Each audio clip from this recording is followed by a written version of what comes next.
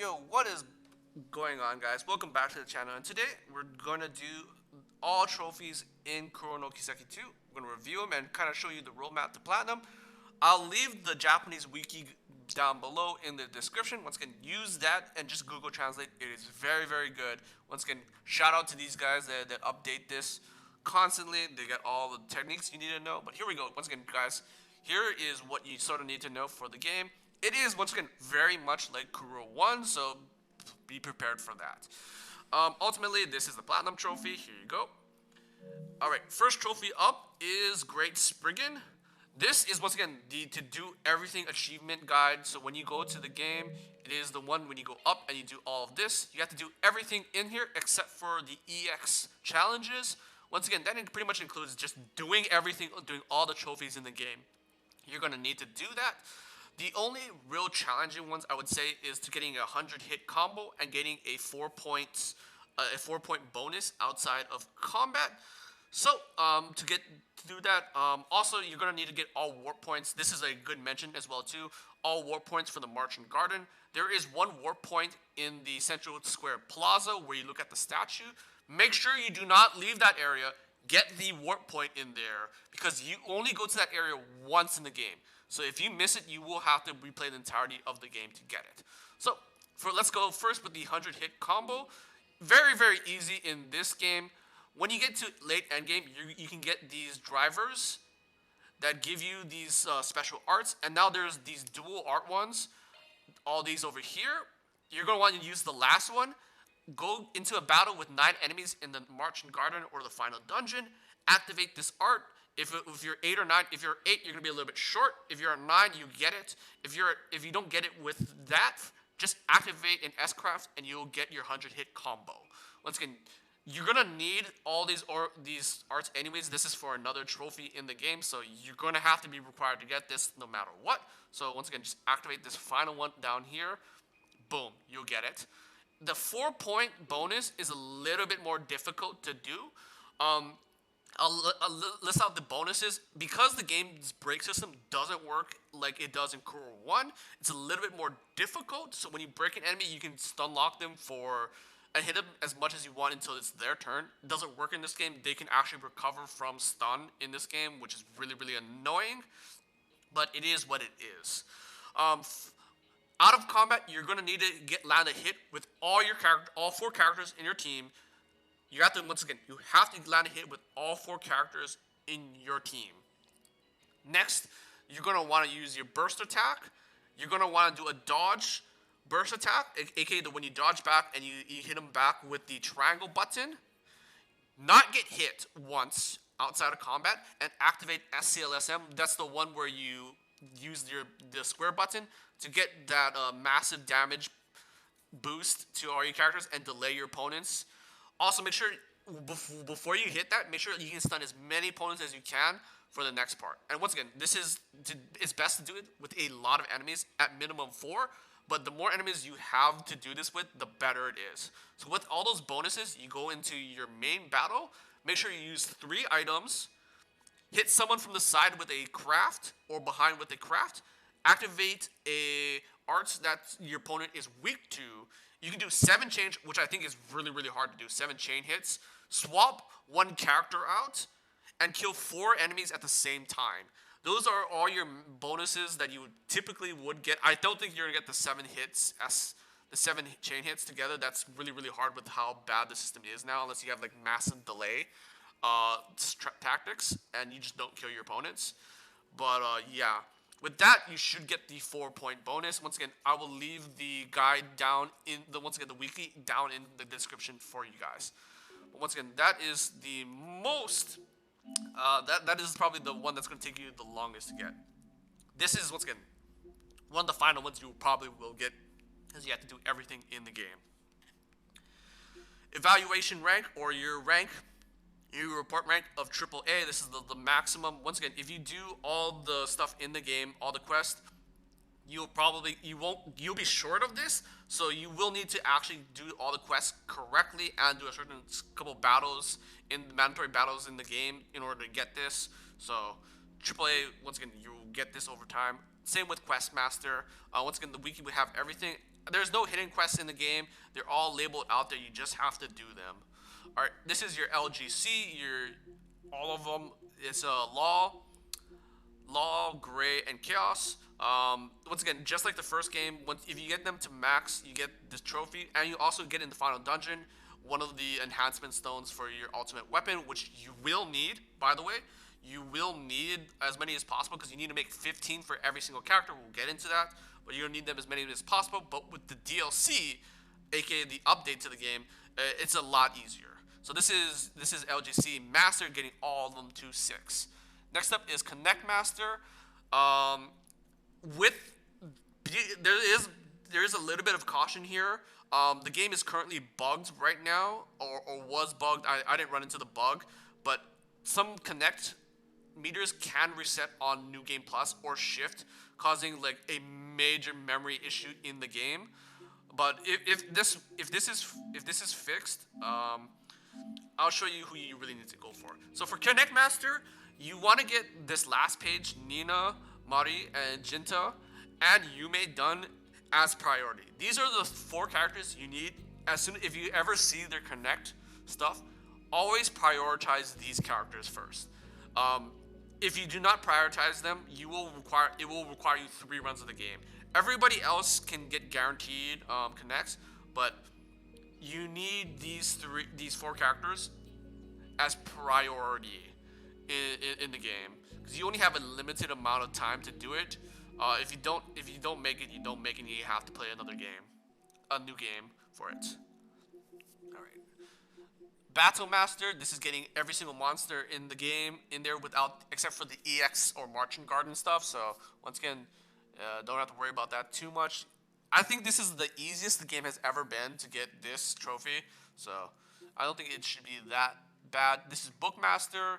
Very, very easy once again. Fishing Master. So this is a little bit different in this game. Fishing Master you'll get with all of the fishes in the game. And fishing is a little bit different. You'll see once you can play the game. But a very big note to make that I didn't make earlier. You need every fish at A rank in order to get all the achievements in the game. So you need every fish at A rank. But when you beat the game, you get access to this area when you reload your save. Simply just go to this portal, and you have these 2 areas to choose from. You can choose. You will have to go to both of them, and you can fish. Let it load. It gets you to the place where you need a fish, and it just has every single fish in the game at A rank. So you can get every fish here at A rank, and you can also get the guaranteed A rank fish bait at the end game as well too. So once again, there is if you do miss out, you can literally do it at end game. So you don't have to worry about that too much. All right.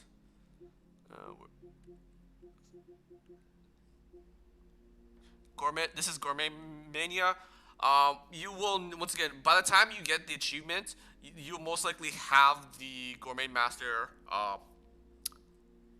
the trophy. But once again, you get more bonuses for getting this, so it's always good to do. Treasure Hunter Mania. Always make sure to have your ornaments to have the treasure finder skill active. Once again, that's very, very good.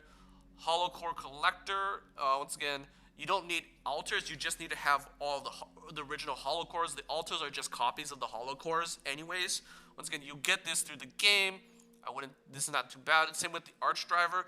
There are some Arch drivers tied to the achievement section, and there is some under the EX challenges, but they're very easy to do, so you don't have to worry about that too much. Gift Master, give 15 gifts. Once again, you're probably going to need to do this. Oh no, this is Ornament Master. Sorry. This is Ornament Master. Ornament Master is unlocking all the slots for every single character in the game. The 15 characters, excluding Jin and Fee. Once again, they're DLC. Once again, very, very easy. You're going to do this over time. With the gacha mechanic in the Marching Garden, you're going to that's your main source of Sepith anyways. So that's going to be pretty darn easy. Hardworking Secret Solver. Get S in any part. Once again, you're going to have to do this anyways, regardless with Quest Master. Gift Master, this is gifting 30 gifts. Once again, gifts, just increase how much connect you have, so it's very very useful. BGM Mania. This is to change the music in the marching garden once. Very very easy, easily skippable, but once again easy to do. Best vacation, I believe. Yeah, this is best vacation. Best vacation. This is to play all three activities on the vacation. Once again, this is free connect points, so you might as well do it. Interdisciplinary advisor. At the final chapter of the game, you go to a certain school or Aramis school, and there's essentially akin to Trails of Cold Steel 1's final chapter. Just do all the bond events, all the connect event stuff. So it's all right. This one might be a little bit challenging. This is Supreme Martial Artist. Essentially, in the Marching Garden, it gives you the ability to level up your craft system. I don't really like this that much, but you need to level up one person's craft all the way to maximum. It's much easier to do it on characters that don't have a lot of crafts. I personally did it with Shizuna because I use Shizuna quite a bit. So once again, very much easier to do it on characters that have less crafts, but you also do have to gamble with the gacha system in order to get what you need.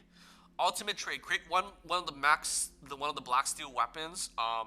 And this one is the 15.